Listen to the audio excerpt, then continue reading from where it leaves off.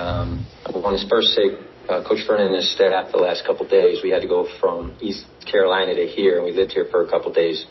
They could not have treated us better. Unbelievable kindness. It's a great coach, and we're really thankful for the time. And then I'll start with this guy, Baba, 20. What a wonderful job down the stretch. I thought our guards were driving and getting stuck, and he was able to drive and not get stuck. And I thought that was a big deal down the stretch. And then we kind of changed our spacing to make sure he was the one who caught the pass and the fill and the ball screen. And then from there, I thought we really were able to take off. So incredibly thankful for Baba. And then, it was a tale of two halves, but for us, the second half defense, 34%. That's a step forward for us. We're really thankful for that. So if we can be +9 on the glass, have less than 10 turnovers, and have under 35% defense, we'll take that every night. So any questions you have? Hey, Coach, it seemed like one of the only things that went wrong against ECU was the rebounding. Yeah, he's probably, I think, one of the guys whose scoring's actually gone up in the league, so we're concerned about that. He can get to his left-handed any time. And then the thing is, a third of their points come from the free throw line, and he's the one who gets to the free throw line. So the big thing today, I think he was 1 of 4 from the line. Normally he shoots 6 to 10. So him keeping off the line and then missing a couple when he got there, I think was the big difference. Coach, team had 9 turnovers. It didn't give us any points off the turnovers. What did you see for your team that gave us a sense of that after getting a turnover? Yeah, that's actually a great question because we added a drill. As I would say in the last 2 weeks, probably from Michigan State on, our turnovers were live ball and they were affecting us. And the fact that our guys got back today on those turnovers and gave up any points after them is a huge step forward. Really an unbelievable job. So, Coach? How you doing? Good. How are you doing? Good. So, what was it like to go see Giancarlo on the other side of the court today here in Charlotte? Yeah, I think that he's a great guy. And I don't want to get too much into it, but there's a couple guys from that last team that we spent a couple weeks with, and we really wanted them to stick around. Dusty's group really knew how to win. It wasn't even about talent. They learned over a span of 3 or 4 years together how to win basketball games. And I think G's spirit's at the heart of that. I don't have anything but great things to say about him. With the portal and everything and coaching changes, you can't hold it against kids. They're allowed to do what they want. We only knew each other for a couple weeks. But he brought a Final Four to FAU. They put a banner there that no one ever saw coming. And I wish G nothing but the best. And what stands out to you most about his team, especially now seeing him, seeing him play in different uniform? Yeah, I mean, I when you take a job, you happen to watch a little film. And G's gotten better. But the reality is his bump spin's really good. His mid-range is great. He probably made a good choice in the coach he chose because all their triggers come off their 5-man, so he gets to be a passer from there.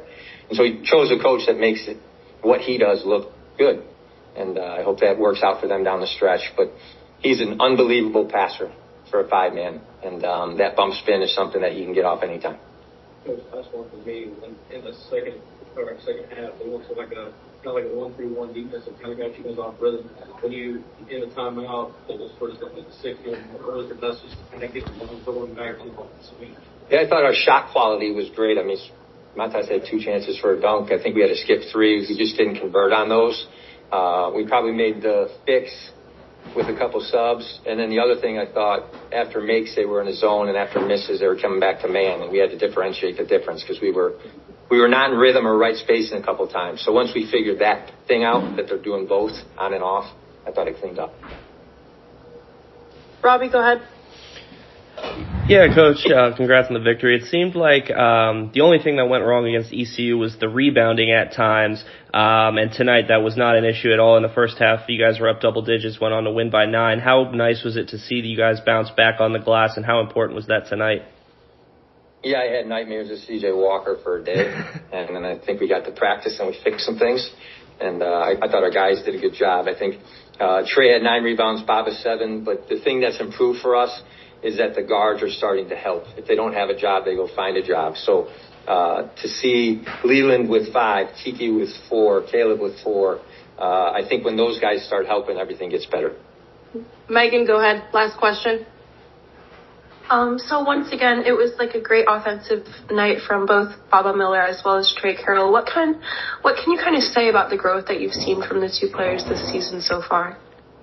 Well, I'll start with my guy, Baba. We're so thankful to have him.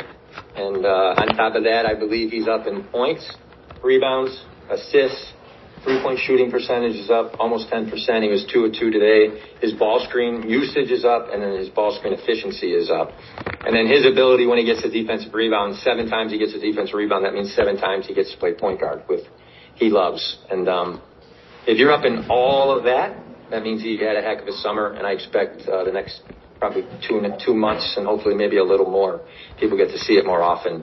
And I thought Trey came out not himself, but the second half response to go from 4 to 15 was real growth. And then the rebounding 9 and 7 is probably where they helped us the most. But I thought his ability to decide when to shoot, when to drive really separated him. It wasn't just that he shot the ball well. His decisions were excellent. Thank you, Coach. Thank you, Baba. Right. Have a good night. You can give Richard one. Go ahead, Richard. We'll give you one. Richard, go ahead. We got a flat, but go ahead. Go for one. Right. I'll make it quick. Down the stretch when Charlie was starting to make their push, Nico Moretti made a couple of key shots down the stretch and finishing with 14 points on the night, including 2 3-pointers. How big was his performance off the bench to help you guys get the win tonight and now looking forward to the next home game against UAB on Sunday? Yeah, I mean, these guys are roommates, and it's a yin and a yang tonight, I thought. Nico made the reads and then the big-time shots, and then when we had to get our point guard off the ball, he was able to make decisions for us down the stretch. So I thought Nico was remarkable. The 2 of 3 from 3, that's good for him. When he makes a couple shots, it's unbelievable. And then I thought that drive, Steve Nash, stop and turn back to his left hand was as good a move as you're going to see from a point guard at any time. So the patience there was great. But you guys should ask my guys some questions. Player of the game, unbelievable. So happy he's at our school and in my life. Appreciate you. Thank you, guys. Thank you, guys. Thank you, Coach.